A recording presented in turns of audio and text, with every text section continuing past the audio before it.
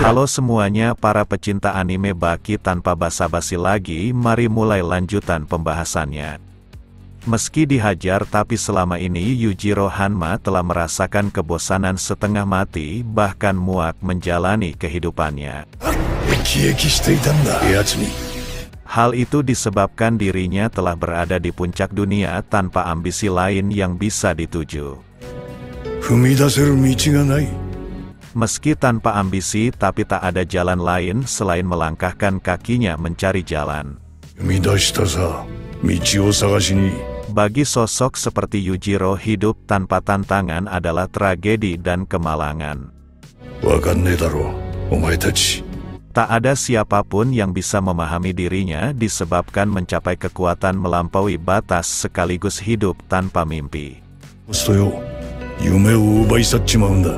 Baik harta dan nama besar serta tahta dapat diraihnya dengan mudah bermodalkan kekuatan fisiknya, tapi semua itu hanyalah kehampaan. Yujiro hidup tanpa tantangan dan takkan ada yang bisa memahami rasa menyedihkan tersebut. Baki yang berhasil memojokkan ayahnya bahkan memintanya untuk maju. Yujiro Hanma yang menerima tantangan itu melesatkan serangan namun dapat diatasi oleh Baki. Tak hanya itu, dia dibuat tak berdaya seakan Baki bukanlah dirinya lagi. Yujiro bangkit dengan senyuman bahagia karena telah menjadi ayahnya. Baki merasa ikatan batin di antara mereka berdua cukup dekat. Yujiro pun mengakui Baki sebagai Hanma sejati. Baki tak menyangkal hal itu dan berkat darah Hanma tiap usahanya akan menghasilkan sesuatu melebihi harapannya. Karena itulah Baki bertekad untuk mengambil alih dengan mengurus ayahnya. Yujiro yang terhempas tak mengingat kapan terakhir perutnya ditinju sekuat itu. Tak hanya aura tapi raut wajah Baki menyerupai kebengisan ayahnya. Karena rasa bosan, Yujiro melintasi Jepang ke mancanegara, bahkan kutub utara.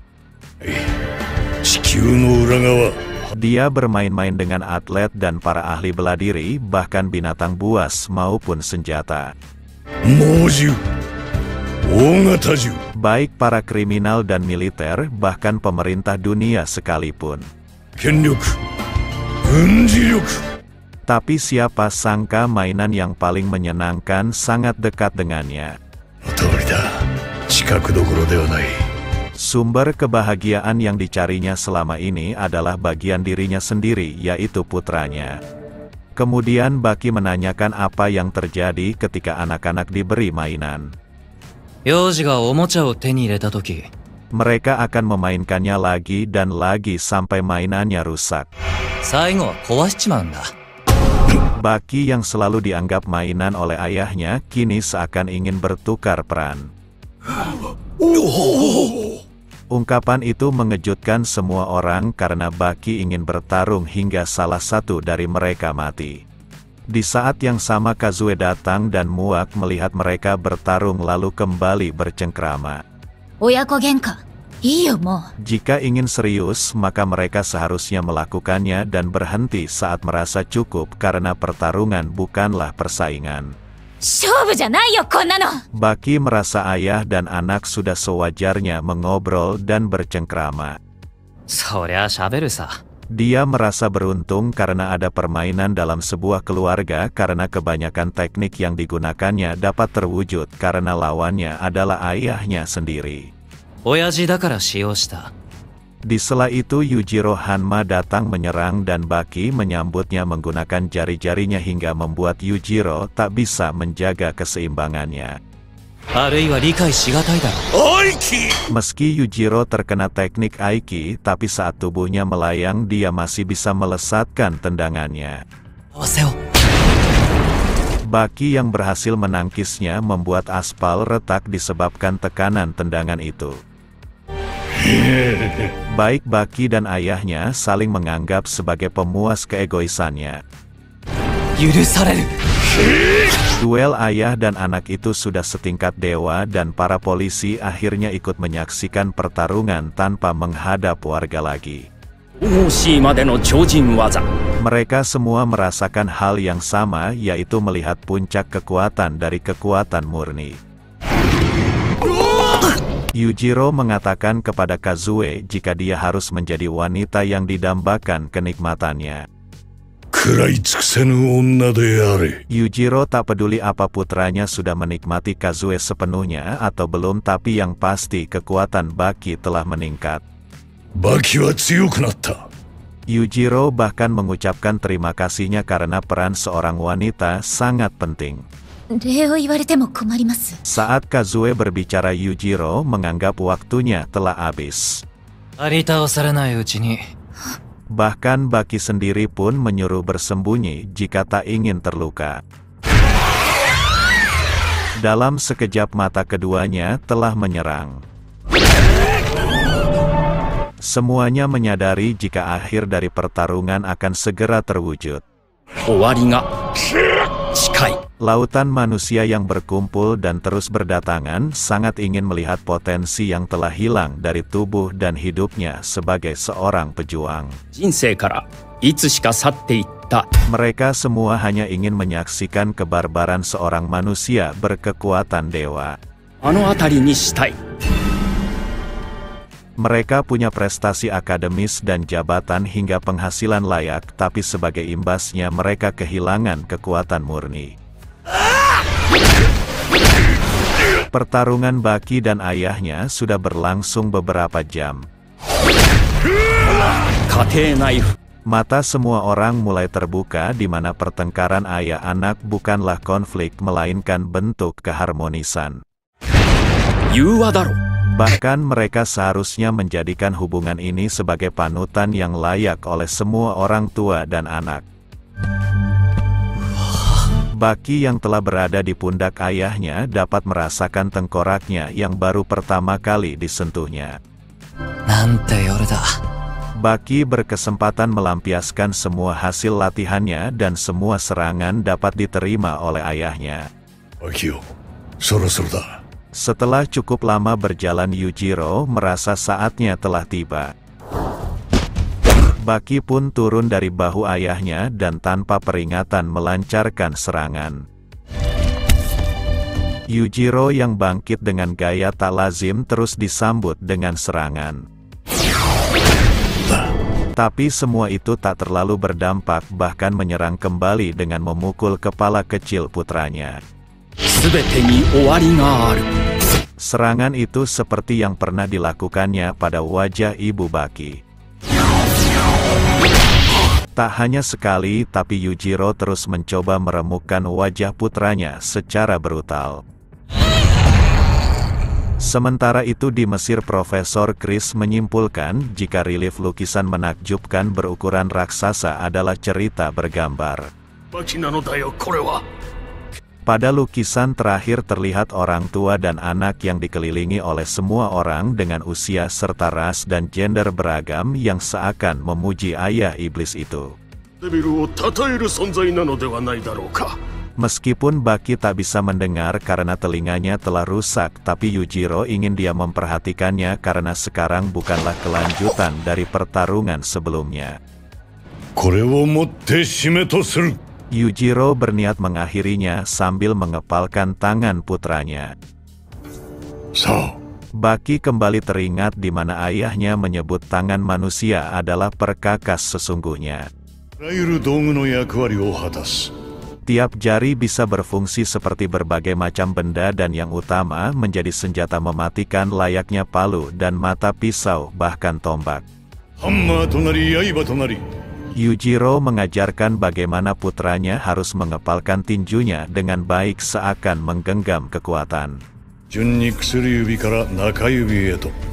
Tangan adalah senjata tertua dan terkuat milik umat manusia. Baki mengerti dan akan membiarkan posisi tinju mengikuti instingnya. Awal dan permulaan senjata terkuat manusia adalah hal pertama yang diajarkan oleh ayahnya. Yujiro ingin putranya melupakan pertahanan diri dan hanya fokus melepaskan tinjunya. Mereka berdua melesat dan akan mengerahkan seluruh kekuatan tanpa peduli mempan atau tidaknya karena ini adalah adu kekuatan sesungguhnya.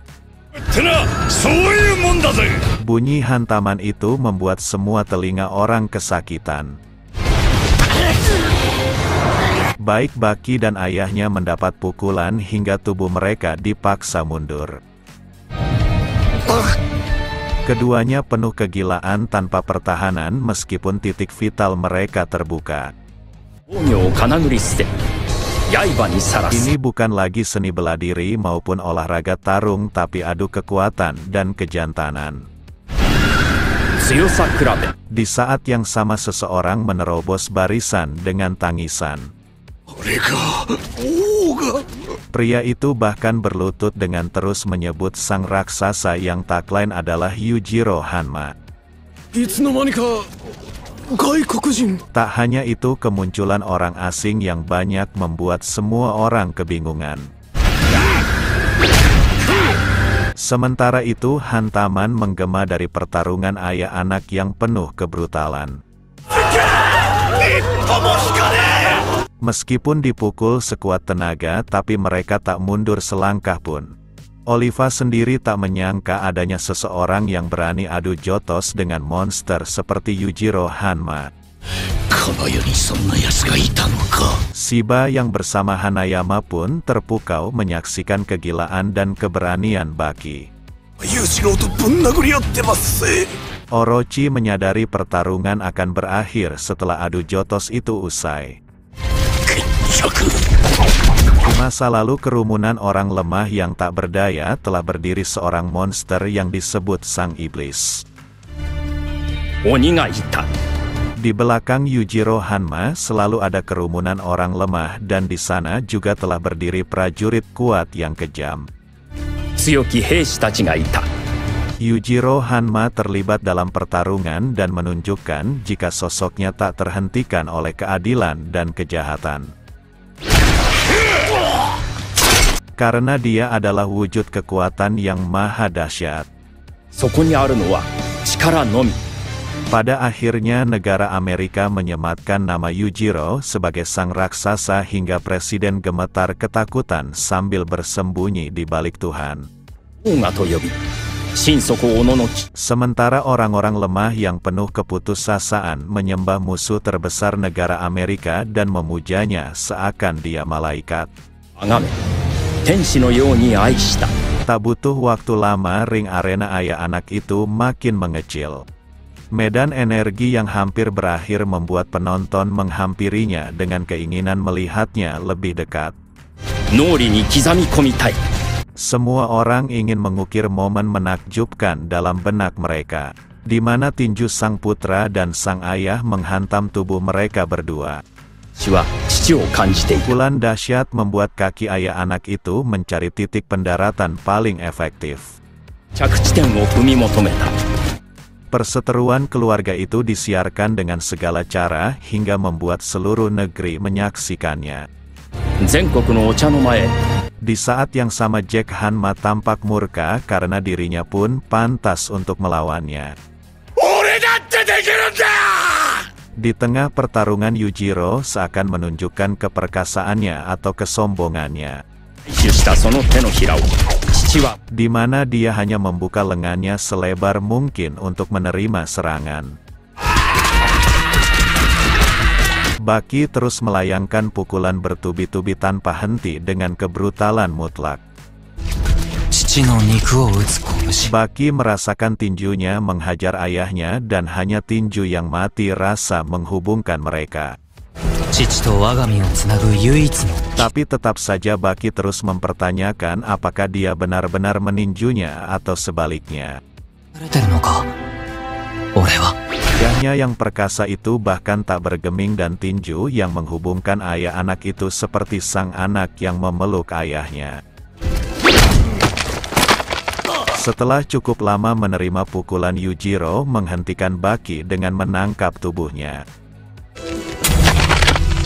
Kemudian Yujiro mencoba meremukkan tubuh putranya dengan sangat kejam. Baki merasakan beberapa tulangnya telah dipatahkan.